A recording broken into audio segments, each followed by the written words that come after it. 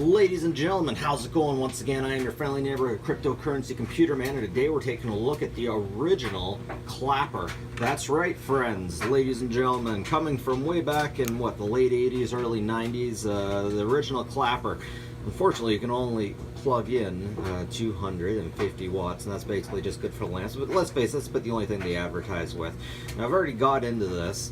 And I gotta say, I just don't want to take it apart again because these clips are god-awful. There's one screw right in there, and then what I did is I took a flathead screwdriver and I just pushed it down, pop, pop, and let's open her up and take a look.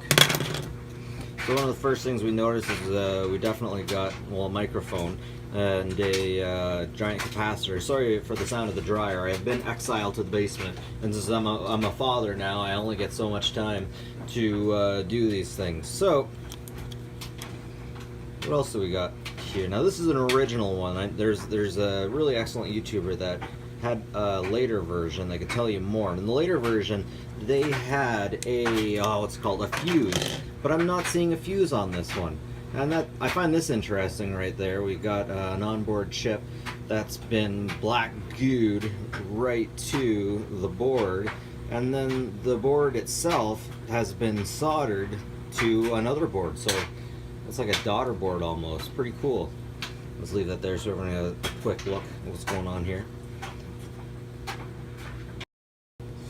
Alright, so yeah, so what we got over here is a capacitive voltage divider. Of course, the switch. I was wrong. This isn't the first model. This is the second model. Is what we got here. So that's it for me. Have a good one, folks. Like and subscribe if you like teardowns. Always appreciate it, and catch you later.